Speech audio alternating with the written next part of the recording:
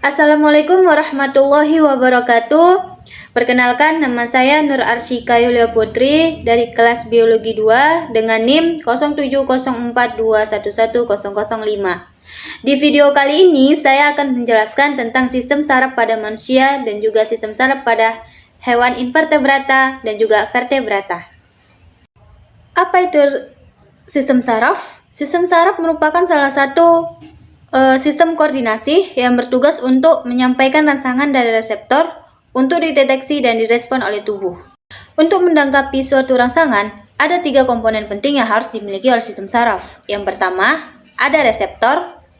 Yang kedua, ada pengantar impuls. Dan yang ketiga, ada efektor. Cara kerja sistem saraf. Di sini, saya akan mengambil contoh bagaimana sistem saraf itu bekerja, atau bagaimana otak menyuruh menggerakkan jempol misalnya. Nah, otak membentuk potensial aksi dan meneruskannya ke sepanjang syaraf yang bertanggung jawab untuk menggerakkan jempol. Di dalam syaraf ada seperti kabel, dan kabel-kabel ini itu di dalamnya itu ada sel-sel saraf. Di antara sel-sel saraf satu dan sel saraf lainnya ada celah yang dinamakan sinap. Jadi, potensial aksi yang merupakan si listrik akan diterima oleh dendrit yang kemudian akan disalurkan ke sel saraf pertama, lalu kemudian diteruskan melalui sel saraf tubuh sehingga mencapai akson. Di beberapa neuron atau sel saraf pertama ada yang namanya neuron transmitter, yaitu suatu zat kimia yang berperan dalam konduksi listrik dari satu sel saraf ke sel saraf berikutnya. Neuron transmitter akan dilepaskan ke sinap sehingga menghasilkan potensial aksi yang akan diteruskan ke sel saraf kedua. Kemudian listrik akan dioper dari satu sel saraf ke sel saraf berikutnya sampai akhirnya menuju sel saraf terakhir, yaitu sel saraf yang bertugas untuk menyampaikan listrik ke otot yang memiliki peran sebagai penggerak dari jempol. Alhasil, jempol berhasil digerakkan.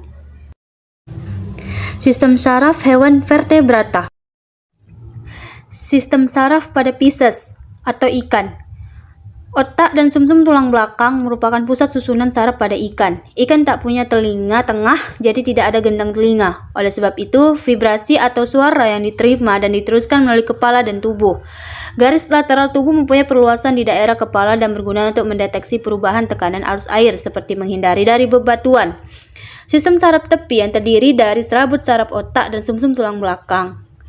Ini terdiri pada Pisces atau ikan. Otak ikan terdiri dari otak depan, otak tengah, dan otak kecil dan juga sumsum lanjutan. Otak depan berhubungan dengan saraf penciuman dan juga hidung. Sistem saraf pada amfibi.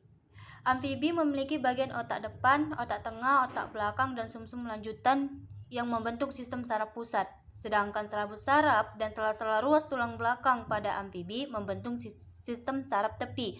Pada amfibi, bagian yang paling berkembang adalah otak tengah sebagai pusat penglihatan pada hewan amfibi. Pada hewan amfibi juga mempunyai 2 sistem saraf, yaitu sistem saraf pusat dan sistem saraf tepi. Sistem saraf pada hewan reptilia. Reptilia memiliki sistem saraf tepi dan sistem saraf pusat. Pada bagian otak besar, yaitu lobus olfaktoris, adalah pusat penciuman yang berkembang dengan baik, sehingga membuat indera penciuman menjadi lebih tajam.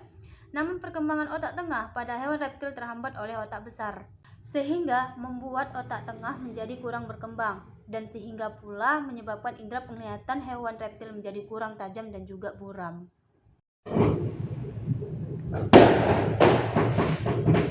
Sistem saraf pada afas. Afas memiliki sistem saraf tepi dan sistem saraf pusat yang terdiri dari otak dan sumsum tulang belakang. Sistem saraf tepi terdiri dari serabut-serabut saraf yang berasal dari otak dan berasal dari sel-sel ruas tulang belakang pada hewan afas itu sendiri.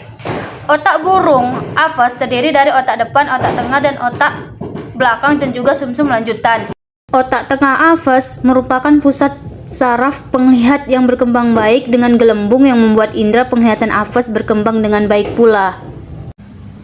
Sistem saraf pada hewan mamalia. Sistem saraf pada hewan mamalia terdiri atas otak depan, otak tengah, dan otak belakang yang berkembang juga dengan baik. Hewan mamalia memiliki sumsum lanjutan dan sumsum tulang belakang atau sumsum spinal. Sistem saraf invertebrata. Sistem saraf invertebrata. Susunan saraf pada hewan invertebrata atau tidak bertulang belakang tentu berbeda dengan hewan vertebrata atau bertulang belakang. Hewan invertebrata memiliki sistem saraf seperti tangga tali. Bahkan ada beberapa jenis hewan invertebrata yang tidak memiliki sistem saraf. Contohnya hewan yang bersel satu atau protozoa. Salah satunya yang pertama ada sistem saraf pada Coelenterata.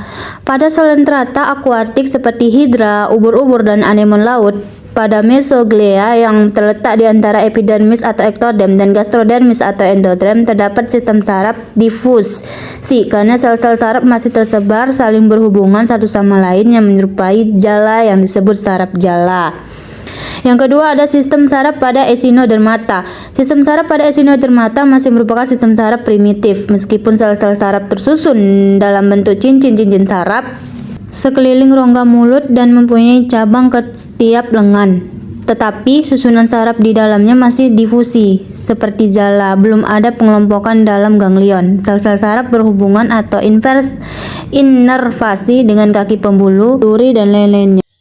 Sistem saraf moluska. Pada tiram terdapat 3 pasang ganglion, sepasang dekat esofagus, sepasang dalam kaki, dan sepasang dekat ujung posterior massa visceral. Ganglion-ganglion itu dihubungkan satu dengan yang lain dengan serabut-serabut longitudinal dan yang anterior juga oleh serabut-serabut transversal. Sel-sel sensori mungkin peka terhadap sentuhan dan cahaya, terdapat di sepanjang batas mantel. Organ untuk mendeteksi gangguan keseimbangan terdapat pada tiram. Organ perasa kurang berkembang dibandingkan anggota moluska lainnya. Pada bekicot, saraf-saraf ganglion secara rapat berpasangan sebagai saraf cerebral atau dorsal dari faring dan bukal. Saraf kaki, saraf jeroan, saraf-saraf dari ganglia itu melanjutkan ke seluruh sistem organ pada moluska. Yang terakhir ada cacing atau vermes, memiliki sistem saraf berbentuk seperti tangga tali yang memanjang. Ekor yang membentuk simpul-simpul saraf di bagian-bagian tertentu atau yang disebut dengan ganglion, seperti yang tampak pada gambar dilampirkan. Sekian penjelasan dari saya mengenai sistem saraf pada hewan invertebrata, vertebrata, dan juga manusia. Kurang selebihnya saya mohon maaf. Saya akhiri. Wabillahi taufiq wal hidayah. Wassalamualaikum warahmatullahi wabarakatuh.